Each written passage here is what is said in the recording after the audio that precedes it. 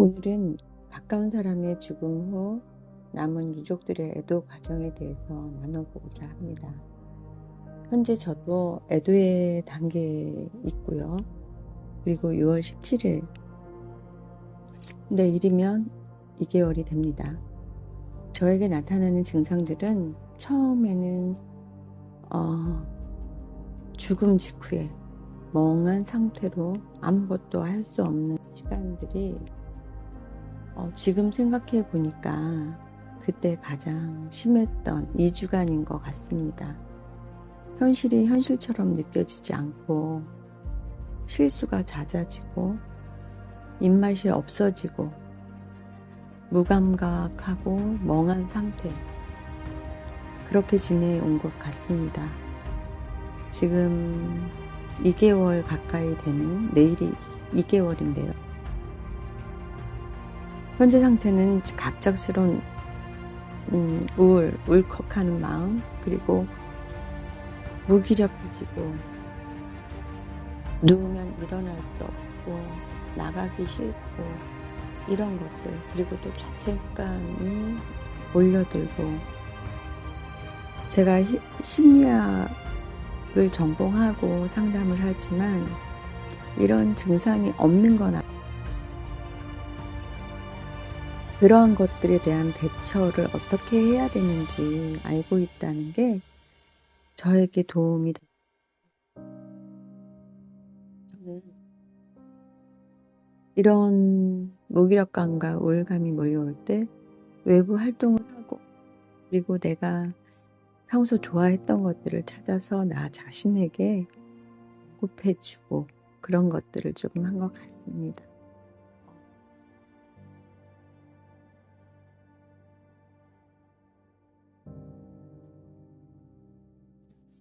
를 견뎌내는 것에 대한, 유족에 대한 이해가 있다면 너무 좋은데, 그러기에는 이 사회가 너무 여유가 없고 바쁘죠.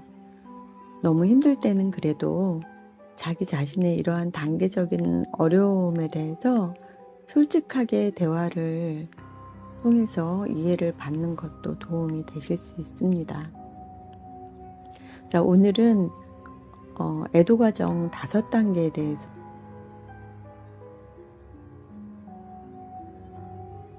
틱스 출신이지만 미국에서 활동한 정신과 의사 킬러로스의 애도 5단계에 대해서 나눠보고, 각 단계에서 유족분들이 스스로가 느끼는 정서적, 행동적 그런 혼란을 어떻게 대처하면 좋을지, 그리고 주변에서 조금 주의해야 할 것은 무엇인지 알아가는 시간을 좀 가져보도록 하겠습니다.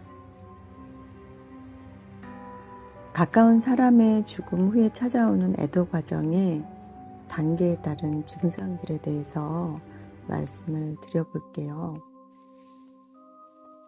과거에는 애도 반응이 2개월 이상 지속되지 않는 것을 정상적이라고 정의를 하고, 그 이상이 되면 주의를 요하는 정도로 평가했지만 42개월이 훨씬 넘은 시간에도 많은 분들이 애도 반응을 지속적으로 경험한다는 것을 관찰했습니다. 요즘은 성인의 경우는 1년 이상, 그리고 어린이의 경우 6개월 이상 지속될 경우 지속적인 복합적 애도 장애로 분류를 해서 좀 더 관심을 두고 지켜보고 있는데요. 그런데 이런 애도 반응은 기간 내에 끝나지 않을 수 있고, 그리고 일부는 아주 오래 지속될 수도 있습니다. 애도 과정에서 슬픔은 너무 자연스럽고 당연한 과정이라 죽음을 경험한 사람들이 모두가 우울증 치료를 할 필요는 없죠. 그런데 앞에서 말씀드린 그 변화의 정도가 너무 심각해서 일상생활을 유지하는 것이 어려울 때, 그리고 죽음에 대한 슬픔, 고인과 죽음에 대한 집착, 심한 관찰이 필요하다고 생각될 때 단순히 당연한 과정으로 넘기기보다는 전문가의 도움을 받는 것이 좋습니다. 키블러-로스는 가까운 사람들의 죽음 후에 오는 애도 과정을 부정, 분노, 타협, 우울, 수용 이렇게 5개를 얘기를 하고 있는데요. 이런 애도 단계는 꼭 죽음을 앞둔 사람에게만 해당되는 것보다 사랑하는 사람과의 이별 그리고 그러한 상실을 경험한 사람들에게 느껴지는 그런 감정과 그 과정을 거친 후에 상실을 받아들이게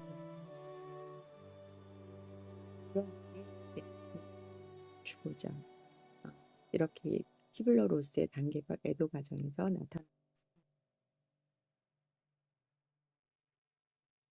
죽음을 대하는 사람들의 복잡한 감정에 대해 이해를 하고 상실을 더 잘 마주할 수 있게 되었다는 것이 이 애도 과정에 이해를 하고 난 다음에 그런 것들의 이제 이해도가 높았다는 게 의미가 있습니다. 자, 그러면 첫 단계 부정입니다. 우리는 죽음이라는 개념을 알고 있고 그리고 인간은 당연히 죽는다는 것을 인지적으로는 알고 있지만 그것이 자신 혹은 자신의 가까운 사람에게도 해당된다는 사실은 의식하지 않고 있기 때문에 자신의 죽음 그리고 가까운 사람의 죽음에 대해서는 일시적으로 부정을 하게 되는 것입니다. 가까운 사람의 죽음을 알게 되었는데 그 사람이 죽지 않고 살아있다고 믿거나 마치 그 사람이 살아있는 듯한 행동을 할 수도 있는데 이런 거는 자신에게 닥친 비극을 받아들이기 어려워서 일시적으로 현실을 부정하는 현상이라고 볼 수 있습니다. 일반적으로 죽음을 맞이한 뒤 충격과 부정의 기간은 2개월에서 3개월 정도를 얘기를 하고 있습니다. 두 번째 단계 분노의 감정입니다. 죽음이라는 것 자체가 분노라는 감정과 얽혀 있고 단지 나의 죽음 또는 누군가의 죽음을 마주하고 내가 분노하고 있다는 사실을 받아들이는 것 자체가 어려운 거죠. 분노는 공격적인 말과 행동으로 직접적으로 표현이 될 수 있는데 원인 제공자, 그 대상에게 직접 표현이 되기도 하고 엉뚱한 대상에게 공격적인 행동을 할 수도 있습니다. 이 분노의 감정이 자기 자신에게로 향한다면 심한 자책감으로 이어질 수도 있고 이 분노는 어느 곳이든 향할 수가 있다고 생각합니다. 고인을 향해서도 또 나 스스로를 향해서도 느낄 수 있는 것이죠. 그보다 이보다 더 힘들면 이제 울어도 괜찮아, 많이 힘들었겠다, 네 잘못이 아니야 이런 말들이 위로가 될 것입니다.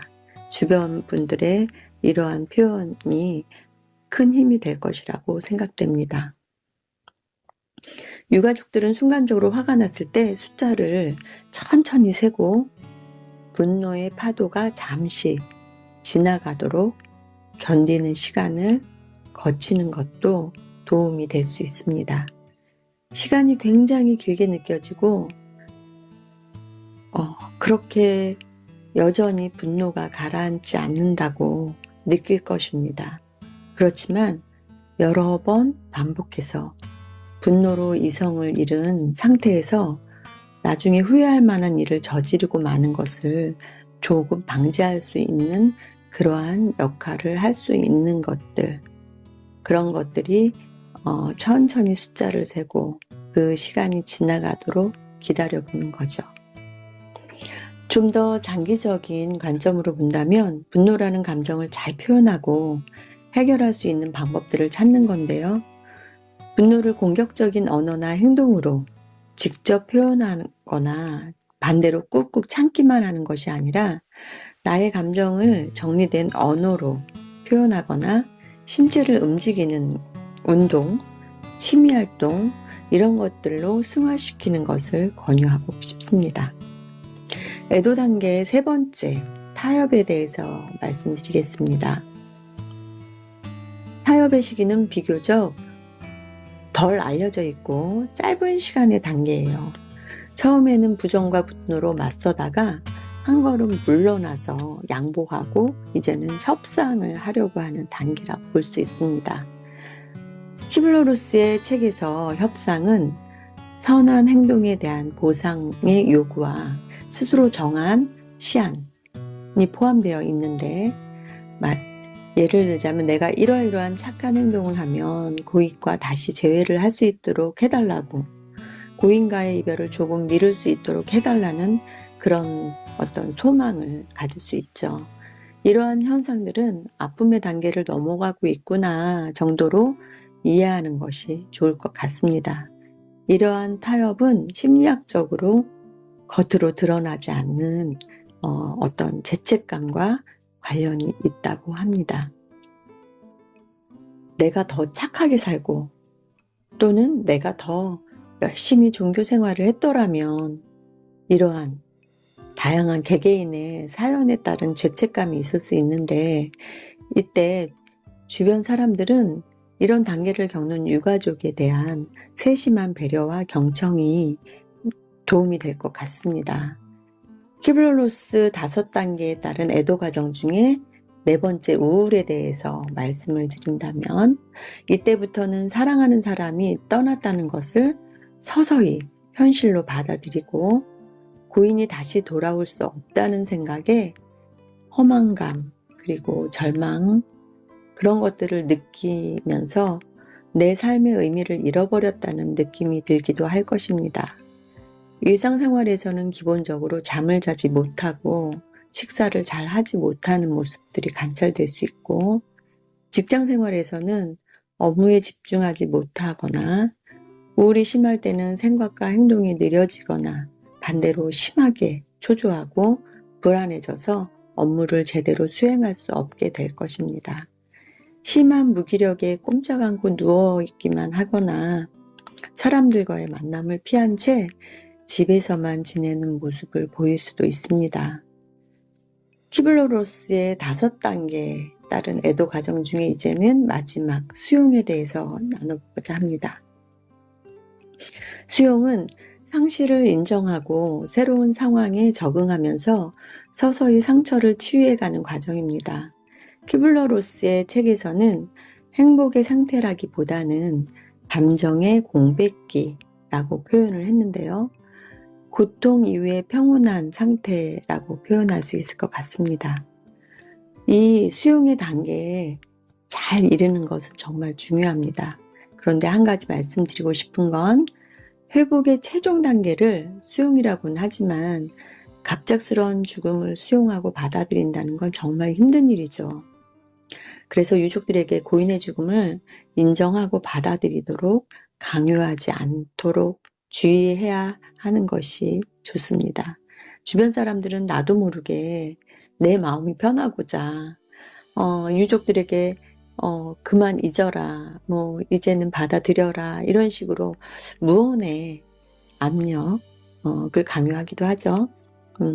유가족들은 그런 시간들을 오랫동안 부정하고 분노하고 우울해하는 이 모든 감정이 뒤섞여 있는 채로 지낼 수도 있는데, 갑작스러운 이 비극을 겪은 사람들은 충격과 부정의 단계에 계속 머무를 때도 있고, 이 특정 단계를 생략하고 뛰어넘기도 하고, 그리고 부정, 분노, 협상, 우울, 이런 것들이 혼합된 단계를 겪기도 합니다.